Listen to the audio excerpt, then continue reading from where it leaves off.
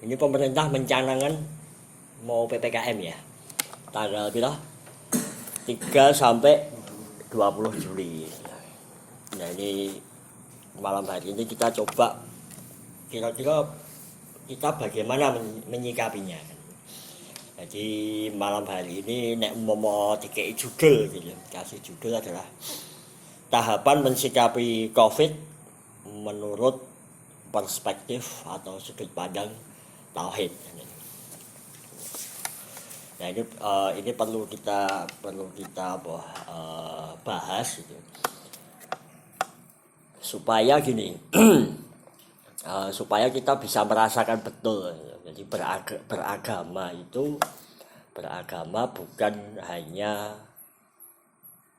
ritual, tapi kita bisa merasakan langsung fadhail gitu, kemanfaatan.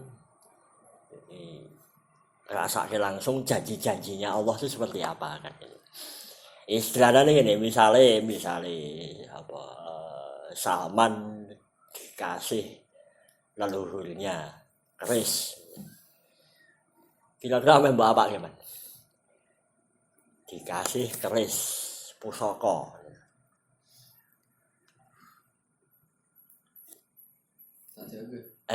tak jaga kerisnya, mbok jaga. Nek mau masak bisa masak tuh, mau ngerajang wortel apa cabai itu mbok pakai keris lah. iya. Bentuknya warna-warna aja malah tadinya lucu kan. Jadi gitu, mau dibuang sayang, mau dibuang sayang, dipakai nggak bisa. Gitu. Padahal zaman semono, zaman mbah-mbahmu dhisik, leluhurmu dhisik jenenge keris iki bermanfaat, kemanapun orang pergi selalu dibawa. Gitu. Jadi keris itu selalu dibawa.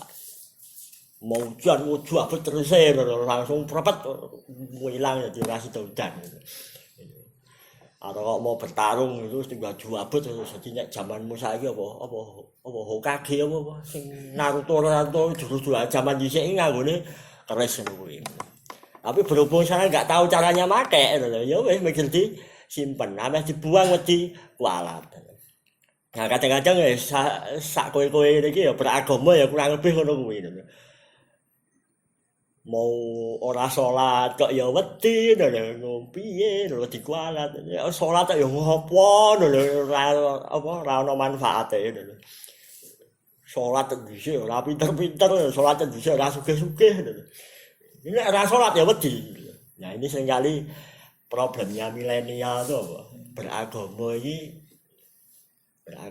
iki meh mengaku ateis kok ya kene horor men lho saya ateis serem ya jane keren lho tak ateis saja kemelinti lho ini wedi ya anjen tapi nek meh salat kok ya makane salate wis do mepet-mepet lho kan salat ya jurap salat subuh salat zuhur karo asar 4:30 sore ya karena tidak merasakan manfaatnya beragama. Makanya ini coba kita rubah. Nah, saat yang paling pas ya ini saat terjadi ini COVID nih ya, wabah ini. Jadi coba ya Quran disiapke kabeh. Al-Maidah ayat 3. 5 Quran surat 5 ayat 53. Lainnya nanti buka At-Tolak Quran surat 65 ayat 2 dan 3. 65 ayat 2 dan 3.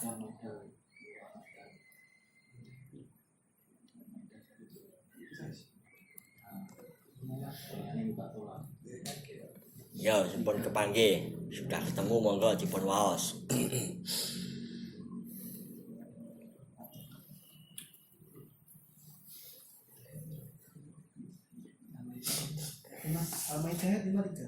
Al-Maidah ayat 3. Lah kuwi sing apa?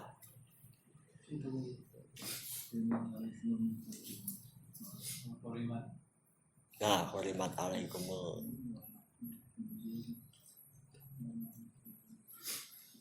Pun sing kepanggih monggo dipun waos. Bismillahirrahmanirrahim.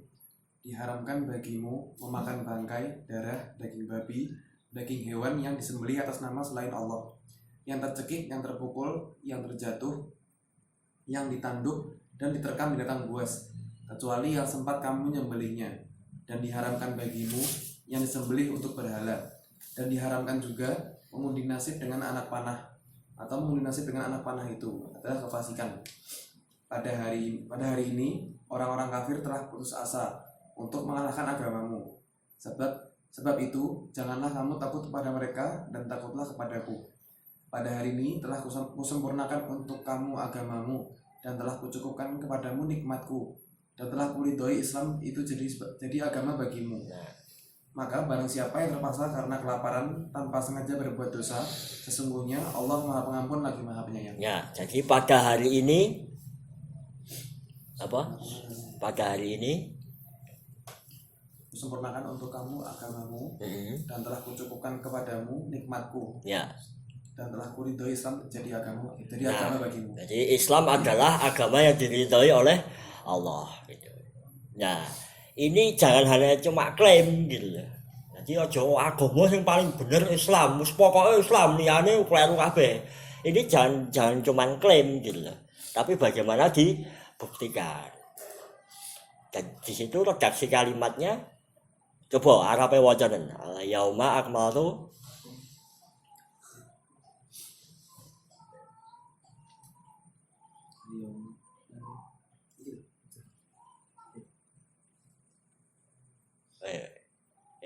pisan-pisan latihan lah maca Arab kan.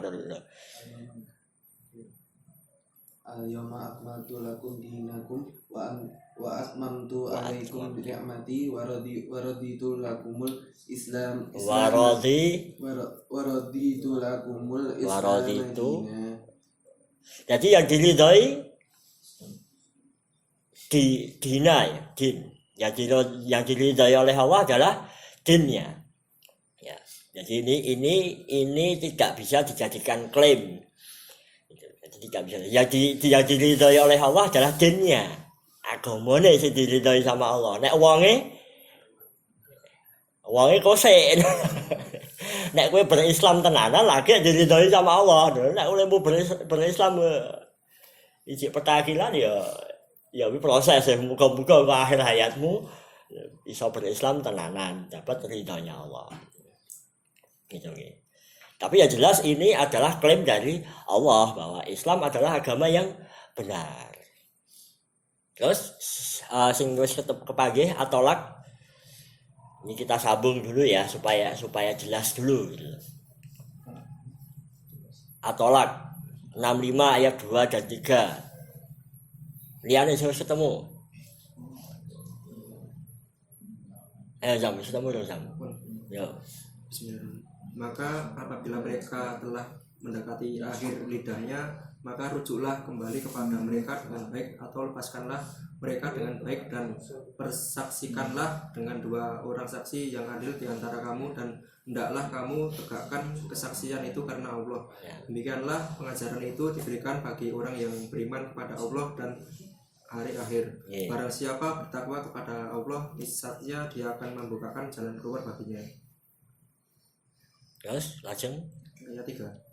Dan dia memberikan rezeki dari arah yang tidak disangka-sangkanya, dan barang siapa bertawakal kepada Allah, niscaya Allah akan mencukupkan keperluannya. Sesungguhnya Allah melaksanakan urusannya, sungguh Allah telah mengadakan ketentuan bagi setiap sesuatu. Nah ini jadi sambungannya ke situ Jadi kalau yang di Al-Maidah tadi bahwa Islam adalah agama yang diridhoi oleh Allah, fix ya, sudah diridhoi sama Allah. Nah di atolaknya itu adalah supaya bisa membuktikan sebagai agama yang diridhoi oleh Allah, maka pengikutnya ini umat Islam ini harus bertakwa kan gitu. Menegakkan perintahnya Allah, meninggalkan larangan-larangan Allah. Maka nanti dampaknya adalah ya ja'alahu makhraja. Allah akan memberikan solusi atas setiap permasalahan. Terus berikutnya orang yang sapa wong kang tawakal pada Allah, orang yang tawakal berserah diri mewakilkan urusannya kepada Allah, Fahuwa hasbuhu. Allah akan mencukupi kebutuhannya. Nah ini yang coba kita buktikan gitu. Apalagi ini wayai nanti akan mengalami PPKM kan, kita mau disuruh suruh membatasi diri. Ini nanti akan terasa sekali dua ayat ini. Nek kowe wong Islam tenan gitu, kudune orang ngalami susah. Nah ini yang coba kita perlu kupas. Jadi bagaimana kita menyikapi COVID gitu, menurut perspektif atau sudut pandang tauhid.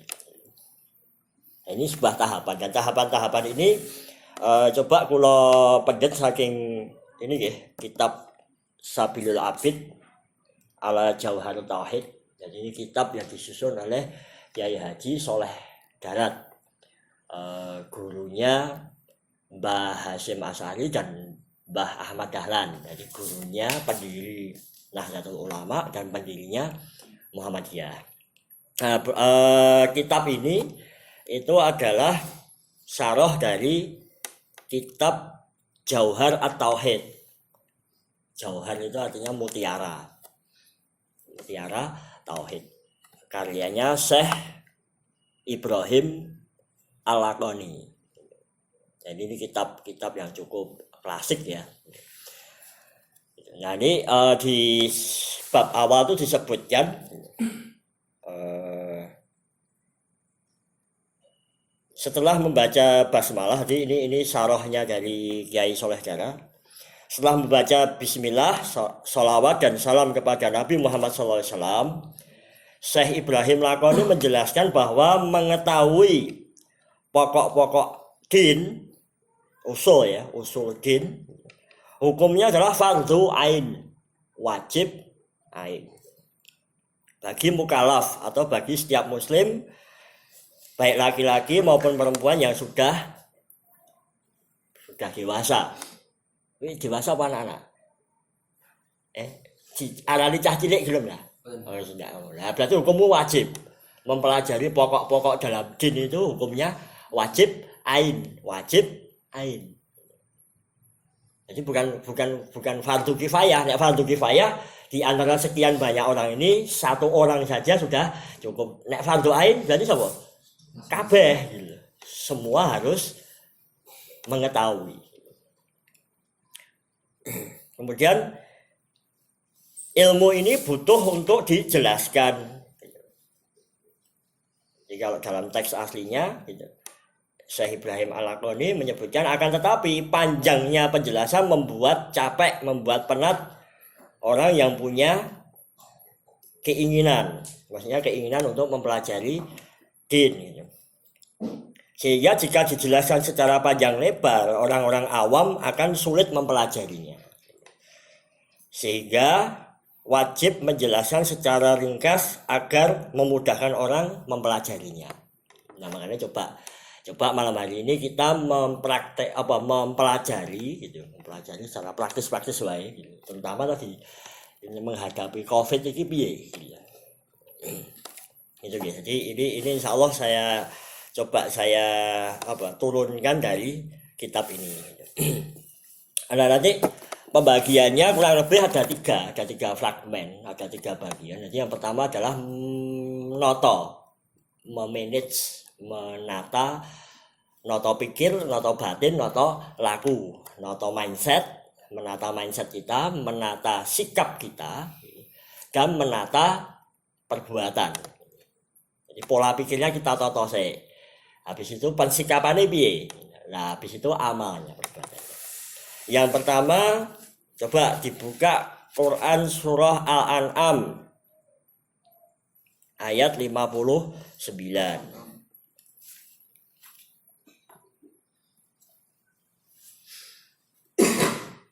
Al-An'am ayat 59.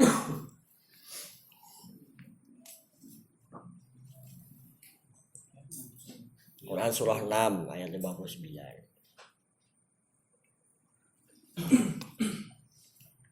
Dan kunci-kunci semua yang padanya, tidak ada yang mengetahui selain dia mengetahui apa yang ada di darat dan di laut. Tidak ada sehelai daun pun yang gugur yang tidak diketahuinya. Tidak ada sebutir biji pun dalam kegelapan bumi, dan dan tidak pula sesuatu yang basah atau yang kering yang tidak tertulis dalam kitab yang nyata lahul mahfuz. Ya. Coba kalimat yang pertama mun ini Pi. Dan kunci-kunci semua yang gaib ada padanya. Ya. Tidak ada yang mempengaruhi selain Dia. Ya. Jadi kunci-kunci yang gaib, itu Allah yang, kalau Allah yang mengetahui, karena apa? Karena Allah yang bikin. Nah, kita masukkan virus corona ini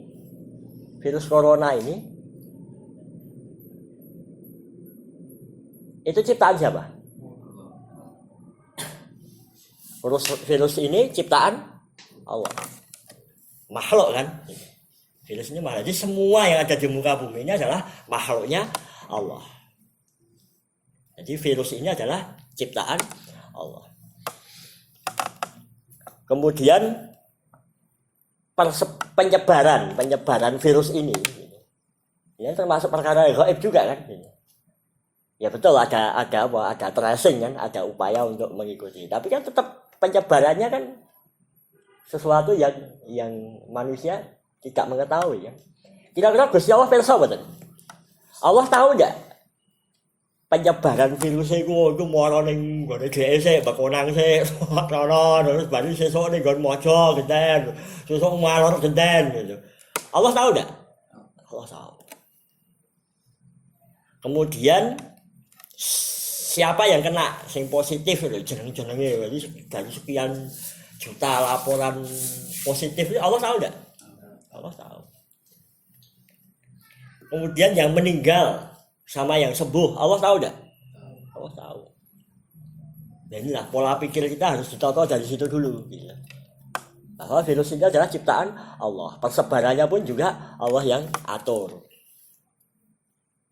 Ya diatur Gusti Allah gladrah, mestine nyebar wis ra genah ra karuan. Kemudian yang kena, yang meninggal, yang sembuh Allah tahu. Terus pertanyaan berikutnya, sampai kapan? Allah tahu enggak? Tahu. Ini wajib untuk kita yakini. Masa iya? Ada yang meninggal. Misalnya siapa? Sedulure, saudaramu ada yang meninggal ya? Ada yang kena Covid, ada yang meninggal. Kira-kira apa ya? Siapa namanya siapa? Mamililah. Siapa? Mamililah. Adiknya mamaku. Adiknya mamahnya. Kira-kira pas meninggalnya apa ya? Kira-kira Gusti Allah, maaf iki kudu rahmati gini loh. Kok kena apa ya sebetulnya? Mustahil. Allah kok sampai luput dengan ciptaannya itu mustahil. Jadi siapa yang kena gitu, siapa yang sembuh itu Allah tahu. Yang selembar daun yang jatuh aja Allah tahu gitu. Dan sudah tercatat di Lauhul Mahfuz gitu. Terus apa mau yang ada di darat dan di laut ya? Coba baleran namanya. Dan kunci-kunci semua yang gaib ada padanya. Ya. Tidak ada yang mengetahui selain Dia. Ya. Dia mengetahui apa yang ada di darat dan di laut. Tidak ada yang Allah mengetahui apa yang ada di darat dan di laut. Jumlah iwak ning muka bumi iki saka ceto nganti iwak paus Gusti Allah weruh lah. Hari ini jumlah iwak ayu sing melahirkan Gusti Allah pirsa mboten? Pirsa.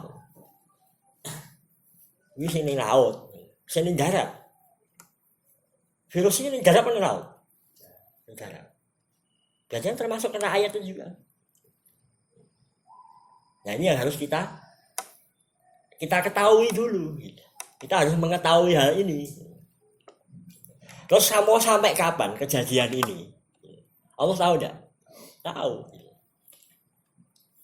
Apa kira-kira Gusti Allah setelah menciptakan dunia ini kayak wong Mu'tazilah ini. Kemarin kita bahas soal Mu'tazilah. Mu'tazilah kan Allah tidak ikut campur di dunia ini ya. Setelah Gusti Allah nyiptakan dunia ini sekak karo malaikat apa main karaban apa piye. Ya ora.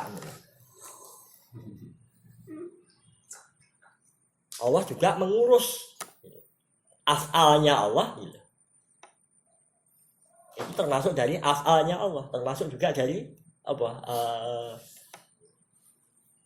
pekerjaannya Allah, aktivitasnya Allah juga. Nah, mau sampai kapan?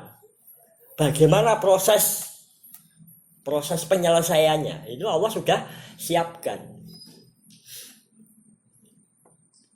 Termasuk juga ini kan ono pro ono kontra juga kan, ono sing apa? Oh, virus ini ada, virus ini berbahaya, yang pro. Terus ono sing ngomong bahwa ini hanyalah konspirasi. Bahkan sampai di penjara pun metu di penjara ngomong konspirasi. Itu apa? Itu juga bagian dari kehendaknya Allah. Nah, itu harus disadari dulu. Jadi ben ora dadi wong ora kagetan.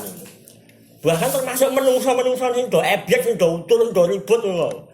Itu pun juga atas kehendaknya Allah. Loh, sekarang kira-kira Allah tahu enggak siapa yang jadi ngomong kon baris menungso kon baris. Siapa yang pro, siapa yang kontra, yang tidak setuju, yang menganggap COVID ini hanyalah lelucon, hanyalah konspirasi, kira-kira bisa lah loh ya. Walaupun gue menang wae dalam hatimu gue pro atau kontra itu bisa lah loh. Gue setuju apa dengan teori COVID ini, sing hadir ya lah, gue salah loh. Gue tau ngomong daki prokes ada buru deh ngomong, elah, ya apa suka, gue salah ya perlu salah. Insyaallah Allah. Nah, inilah yang wajib kita ketahui. Ini termasuk permasalahan pokok dalam soal akidah adalah Allah itu zat yang wajibul wujud. Wajib wujud. Ketika Allah itu zat wajibul wujud, maka harus kita hadirkan dalam setiap pembahasan. Waku wong Islam kok ngurabuk sesuatu kok tidak ada hubungannya karo Gusti Allah. Nek model-model sekuler lah sedang tobat wae itu. Nah, kemudian terus bagaimana soal ilmu? Nah, ini yang perlu kita pikir di situ. Ilmu itu ilmu medis, ilmu kedokteran, ilmu kesehatan, dan ilmu-ilmu yang lain. Gue mah kuliah apa? Ilmu apa? Memang kuliahmu, melu kuliah apa? Sesuk rencanamu. Psikologi. Psikologi ya termasuk. Nah, psikologi olahraga. Psikologi olahraga. Itu kan juga bagian dari ilmu kan? Nah, ini yang harus kita pahami bahwa yang namanya ilmu, semua ilmu nuklir, ilmu biologi, biokimia, molekul dan sebagainya, sak macam ilmu termasuk filsafat di dalamnya itu hanyalah alat. Ilmu itu adalah alat untuk ikra, untuk membaca kenyataan, untuk membaca ayat-ayatnya Allah.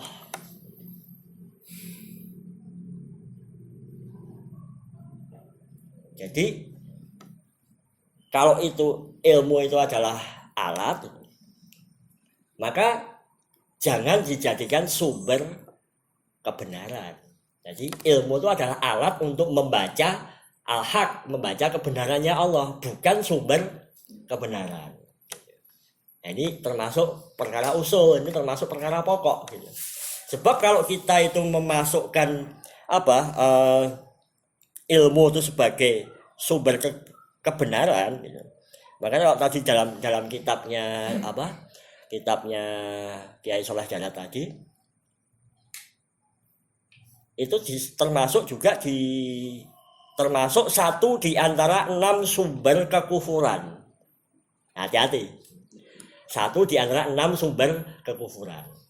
Apa itu al-ibtu al-adi? Jadi meyakini, jadi kalau di kitabnya itu sebutnya meyakini adanya hubungan antara makan dan kenyang. Warak mergo apa? Warak mergo mangan. Nek ngelak, nek haus, minum. Nek sakit, pergi ke dokter atau minum obat. Nah, dalam kitab ini termasuk satu di antara 6 sumber kekufuran. Kok iso? Kenapa kok bisa dikatakan sebagai sumber kekufuran?